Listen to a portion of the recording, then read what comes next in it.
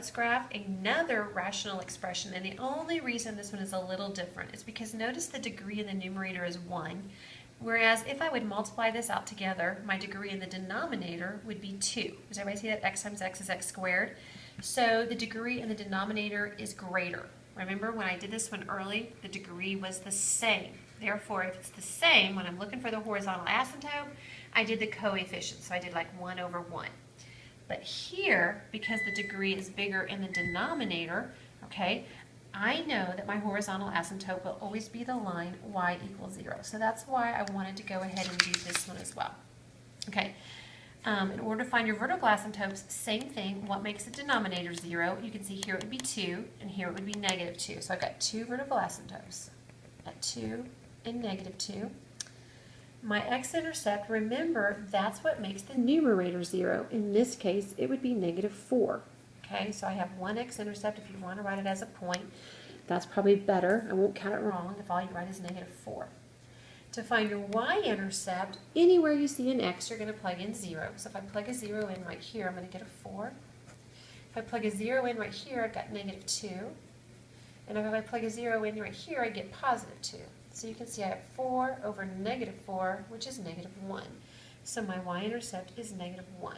And again, if you're going to write it as a point, it would look like that. Okay? So, where does it cross the horizontal asymptote? Or does it? So how do you do that? Take your original rational expression there, x minus 2, x plus 2, set it equal to your horizontal asymptote. Here my horizontal asymptote was 0, so I set it equal to 0.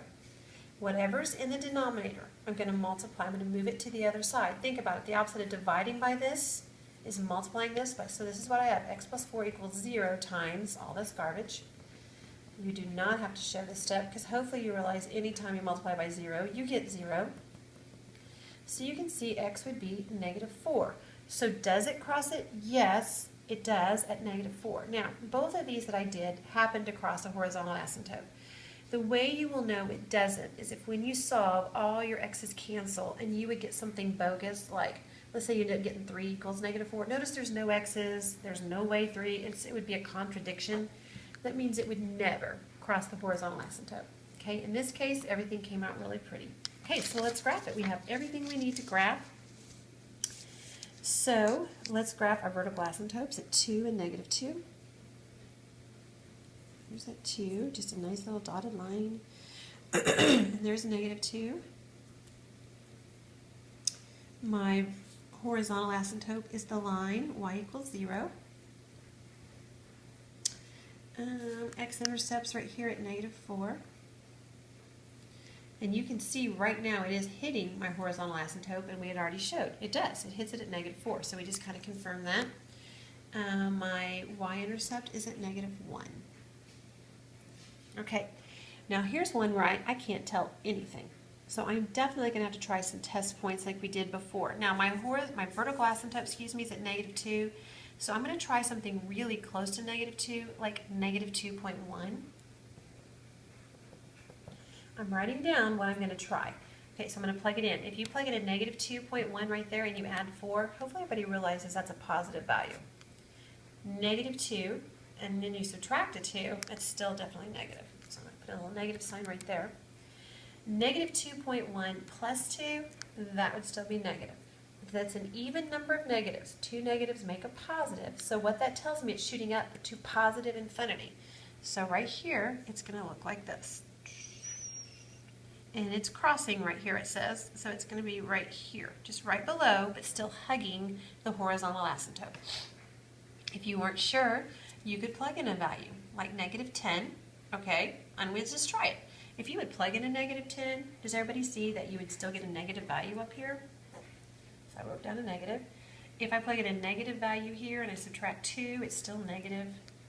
And negative 10 plus 2 is still negative. 3 negatives are definitely negative, so you can see it's going to be on the negative side. Okay, so it's going to hug that. Let's see, let's try another one. Let's try something really close to negative 2, but on the right side, like, how about a negative 1.9? So I'm going to find my little paper here. I'm going to try negative 1.9. if I add that in right there, hopefully everybody can see that would be positive. Negative 1.9 minus 2 is still negative.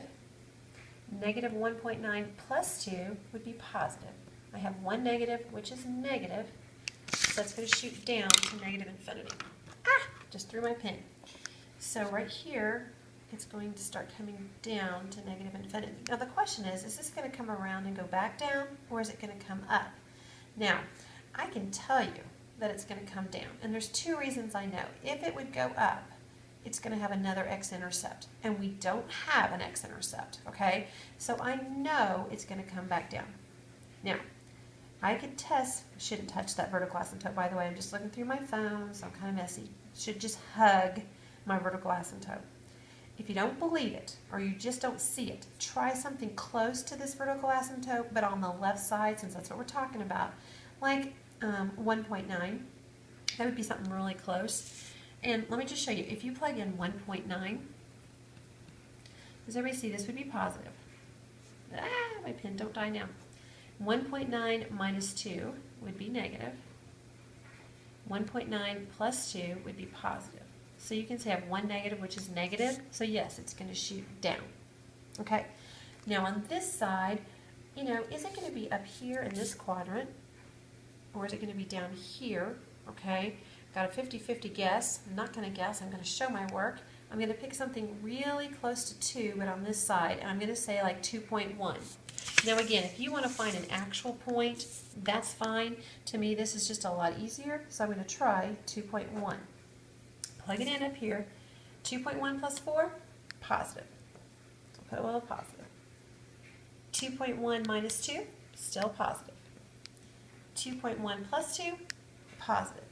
All positive. Obviously positive. So that means it's shooting up. So right here, it's going to be shooting up. So it's going to look something like this, nice smooth curve, and it's going to hug that asymptote. And there you go.